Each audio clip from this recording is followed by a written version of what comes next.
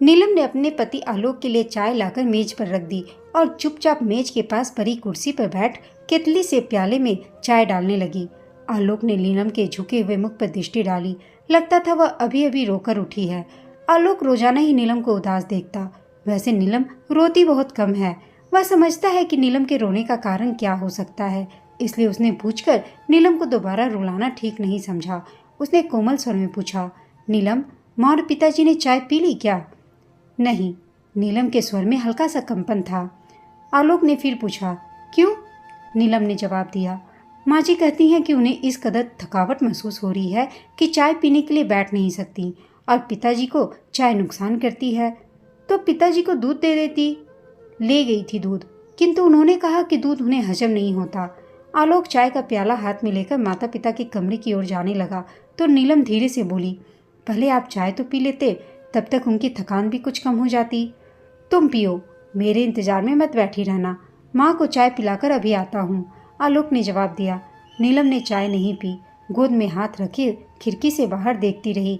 काश वह भी हवा में उड़ते बादलों की तरह स्वतंत्र और चिंता रहित होती।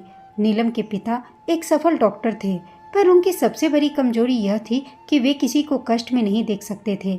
जब भी कोई निर्धन बीमार उनके पास आता तो वे उससे फीस का जिक्र तक नहीं करते, बल्कि उल्टे उसे फल व दवाइयों के लिए कुछ पैसे अपने पास दे देते।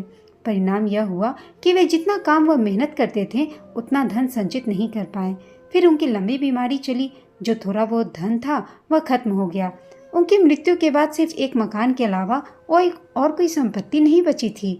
सबसे बड़ी बहन होने के नाते नीलम ने घर का भार संभालना अपना कर्तव्य समझा। उसने एक स्कूल में अध्यापिका की नौकरी कर ली। छोटी बहन पूनम मेडिकल कॉलेज में चौथे साल में थी और भाई अनुनय बीए द्वितीय वर्ष में। आलोक ने जब नीलम के सामने विवाह का प्रस्ताव रखा तो उसने साफ इनकार कर दिया था। उसका कहना था कि जब तक पूनम पढ़ाई पूरी करके कमाने लायक नहीं हो जाती तब तक वह विवाह की बात सोच भी नहीं सकती। इस पर आलोक ने आश्वासन दिया कि वह विवाह में कुछ खर्च न होने देगा और विवाह के पश्चात भी नीलम अपना वेतन घर में देने के लिए स्वतंत्र होगी। आलोक का यह तर्क था कि वह एक मित्र के नाते उसके परिवार के प्रति सब कुछ नहीं कर सकता जो परिवार का सदस्य बन जाने के पश्चात कर पाएगा। यह तर्क नीलम को भी ठीक लगा। कभी कभी अपनी चिंताओं के बीच वह खुद को बहुत ही अकेला व असहाय सा पाती थी। उसने सोचा, यदि उसे आलोक जैसा साथी जो उसकी भावनाओं को अच्छी तरह समझता है मिल गया तो उसकी सारी चिंताएं कम हो जाएंगी। फिर भी नीलम की आशंका थी कि अकेली संतान होने के कारण आलोक से उसके माता पिता को बहुत सी आशाएं होंगी और इसलिए शायद उन्हें दहेज रहित लड़की को अपनी बहू बनाने में आपत्ति भी हो सकती है, क्योंकि आलोक अपनी पसंद की लड़की से शादी कर रहा था। नीलम और आलोक दोनों मित्र थे, पर आलोक ने इस बात को भी टाल दिया।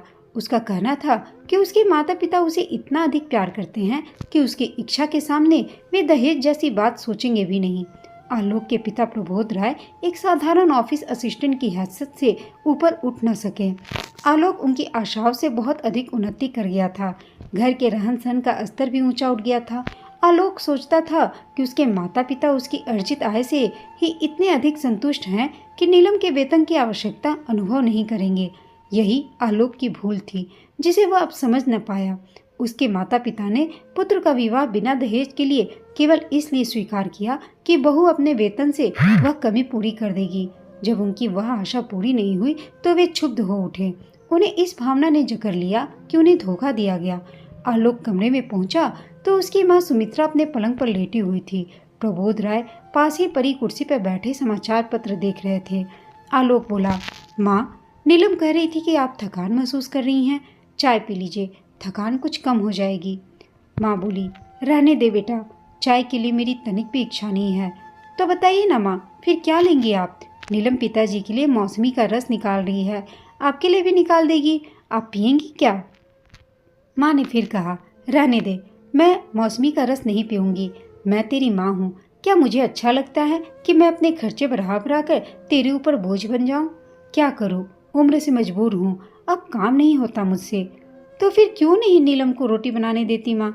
वह तो कहती है कि सुबह आप दोनों के लिए पूरा भोजन बनाकर स्कूल जा सकती है, आलोक ने कहा। माँ ने फिर जवाब दिया, कैसी बातें कर रहा है आलोक? 7 बजे का पका खाना 12 बजे तक बासी नहीं हो जाएगा? तूने कभी अपने पिताजी को ठंडा फुल्का खाते देखा है क्या? फिर एक ठंडी सांस लेकर माँ बोली, माँ बाप पुत्र का विवाह कितने अरमानों से करते हैं कि घर में बहू आएगी, रौनक होगी, शरीर को आराम मिलेगा। फिर एक और लंबी सांस छोड़कर बोली, खैर इसमें किसी का क्या दोष, अपना अपना समय है।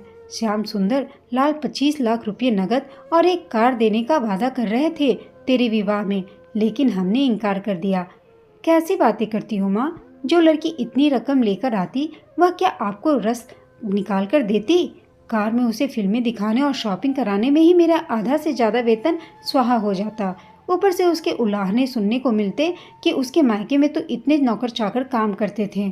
और माँ, यदि मेरा विवाह अभी हुआ ही ना होता तो क्या होता? यदि नीलम कुछ नहीं लाई तो वह अपने ऊपर खर्च भी तो कुछ नहीं कराती। तुमसे इतनी बार मैंने कहा है कि नौकर रख लो, पर तुम्हें तो नौकर के हाथ का खाना ही पसंद नहीं। अब तुम ही बताओ कि यह समस्या कैसे हल हो। सुमित्रा के पास जो समाधान था वह उसके बिना बताए भी आलोक जानता था, सो वह चुप रही। आलोक ही फिर बोला, थोड़े दिन और धीरज रखो माँ, पूनम ने आखिरी वर्ष की परीक्षा दे दी है, अब उसका खर्च तो समाप्त हो ही जाएगा। अनुनय भी 1-2 वर्ष में योग्य हो जाएगा और उसके साथ नीलम का उसका उत्तरदायित्व भी खत्म हो जाएगा। वह नौकरी छोड़ देगी। अरे, एक बार नौकरी करके कौन छोड़ता है बता? फिर वह इसलिए धन जमा करती रहेगी कि बहन का विवाह करना है। आलोक हंसकर बोला, इतने दूर की चिंता आप क्यों करती हैं माँ? पूनम डॉक्टर बनकर स्वयं अपने विवाह के लिए बहुत धन जुटा लेगी। माँ बोली, मुझे तो तेरी ही चिंता है, तेरे अकेले के ऊपर इतना बोझ है। मुझे तो छोड़ो, इन्हें तो फल इत्यादि मिलने ही चाहिए, नहीं तो शरीर कैसे चलेगा। तभी नीलम 2 गिलासों में मौसमी का जूस लेकर कमरे में आई। आलोक हंसकर बोला, देखो माँ, तुम तो केवल पिताजी की आवश्यकता की बात कह रही हो। नीलम तो तुम्हारे लिए भी जूस ले आई है, अब पी लो। नीलम ने इतने स्नेह से निकाला है, नहीं पियोगी तो उसका दिल दुखेगा। इस प्रकार की घटनाएं अक्सर होती रहती। माँ का जितना असंतोष बढ़ता जाता, आलोक का पत्नी के प्रति उतना ही मान और अनुराग। विवाह के पश्चात नीलम ने एक बार भी सुनाकर नहीं कहा कि आलोक ने उसे जो आश्वासन दिए थे वे निराधार थे। उसने कभी यह नहीं कहा कि आलोक के माता पिता की तरह उसके माता पिता ने भी उसे योग्य बनाने में उतना ही धन खर्च किया था। तब क्या उसका उनके प्रति इतना भी कर्तव्य नहीं कि वह अपने भाई बहन को योग्य बनाने में सहायता करे, शादी के बाद भी अपने भाई बहन की पढ़ाई लिखाई पर ध्यान दे, उस पर पैसे खर्च करे। वह तो अपने सास ससुर को संतुष्ट करने में किसी प्रकार की कसर नहीं छोड़ती। फिर उसकी सास का ऐसा व्यवहार क्यों? स्कूल से आते ही घर गृहस्थी के कार्यों में उलझ जाती है। कभी उसने पति से कोई स्त्री सुलभ मांग नहीं की। अपने मायके से जो साड़ियाँ लाई थी अब भी उन्हें ही पहनती, पर उसके माथे पर शिकन तक नहीं आती थी। नीलम ने सरलता से परिस्थितियों से समझौता कर लिया था।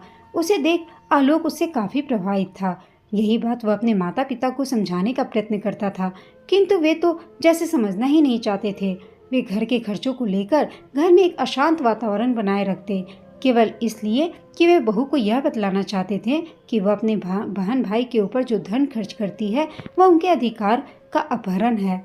नीलम स्कूल के लिए तैयार हो रही थी। उसे सास की पुकार सुनाई दी तो बाहर निकल आई। पड़ोस के 2 लड़कों ने उन्हें बताया कि प्रबोध राय जब अपने नियम के अनुसार सुबह की सैर के बाद घर लौट रहे थे, तब एक स्कूटर वाला उन्हें धक्का देकर भाग निकला और वे सड़क पर गिर पड़े।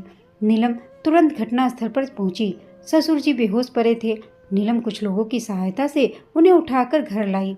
उसने जल्दी से अपनी बहन पूनम को फोन किया। पूनम ने कहा कि वे चिंता न करें, वह जल्दी ही एम्बुलेंस लेकर आ रही है। नीलम ने छुट्टी के लिए स्कूल फोन कर दिया और घर आकर अस्पताल के लिए जरूरी सामान रखने लगी। तभी पूनम आ गई। जितनी तत्कालीन चिकित्सा करना संभव था उसने की और उन्हें अस्पताल ले गई। पूनम अपने स्वभाव और व्यवहार के कारण पूरे अस्पताल में सर्वप्रिय थी। यह जानकर कि पूनम का कोई निकट संबंधी अस्पताल में भर्ती होने आया है, उसके मित्रों और संबंधित डॉक्टरों ने सब प्रबंध कर दिए। घबराहट के कारण सुमित्रा जी को लग रहा था कि वह शक्ति रहित होती जा रही हैं।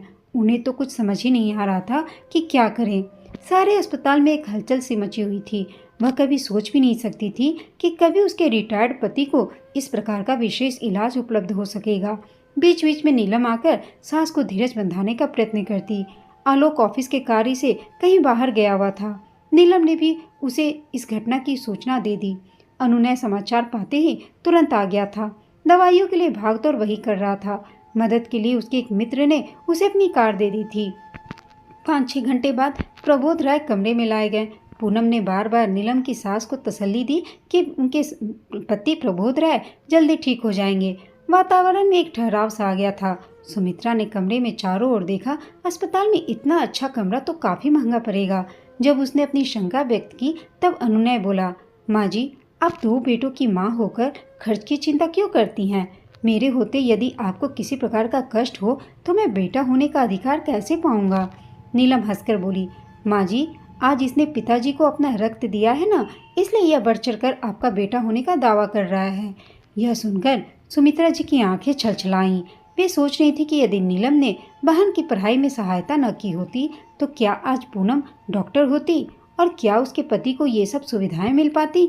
श्याम सुंदर लाल का पुत्र क्या अपनी बहन को दहेज के बाद उसके ससुर को खून देने की बात सोचता? प्रबोध राय जब घर आए तब तक सुमित्रा की मनोस्थिति बिल्कुल बदल चुकी थी और सारी कमजोरी भी गायब हो चुकी थी। रात को पति को जल्दी भोजन कराकर वे नीलम के लिए कार्डिगन बुन रही थीं। तभी उन्हें अनुनय के आने की आवाज़ सुनाई दी। प्रसन्नता से उनका मुख उज्जवल हो उठा। अनुनय ने एक डब्बा लाकर उनके पैरों के पास रख दिया और पूछने पर बोला, माँ जी, मैंने एक पार्ट टाइम जॉब कर लिया है। पहला वेतन मिला तो आपसे आशीर्वाद लेने चला आया। यह सुनकर सुमित्रा चकित रह गई। वे रुष्ट होकर क्या करती? वो बोली, क्या तेरा दिमाग खराब हुआ है? पढ़ना नहीं है जो पार्ट टाइम जॉब करेगा? पढ़ाई में इससे कुछ अंतर नहीं पड़ता माँ। बेशक अब आवारागर्दी का समय नहीं मिलता। मैं तेरी बात नहीं मानूंगी। जब तक तू नौकरी छोड़ने का वादा नहीं करेगा मैं इस डब्बे को हाथ भी नहीं लगाऊंगी। और माँ जी, आप तो जीजा जी से भी ज़्यादा धमकियाँ दे रही हैं। अनुनय बोला, चलिए मैंने आपकी बात मान ली, अब शीघ्र डब्बा खोलिए। अनुनय ने आतुरता से कहा। डब्बा खोला तो सुमित्रा जी स्तब्ध रह गईं और डबडबाई आंखों से बोली, पगले, मैं बुढ़िया यह साड़ी पहनूंगी? अपने जीजी को देता ना, पहले माँ फिर बहन। अनुनय ने कहा, अच्छा माँ जी, अब जल्दी से आशीर्वाद दे दो। और अनुनय ने सुमित्रा जी का हाथ अपने सिर पर रख लिया। सुमित्रा जी हंसे बिना न रह सकी। तू तो बड़ा शातिर है अनुनय, आशीर्वाद लेने के लिए भी रिश्वत देता है। तुम सब भाई बहन सदा प्रसन्न रहो और दूसरों को भी प्रसन्न रखो, मैं तो यही कामना करती हूँ। दोस्तों, आपको यह कहानी कैसी लगी कमेंट करके बताइएगा। साथ ही कहानी अच्छी लगी हो तो इसे लाइक, शेयर और चैनल को सब्सक्राइब अवश्य कीजिएगा। कहानी सुनने के लिए आप सबका धन्यवाद।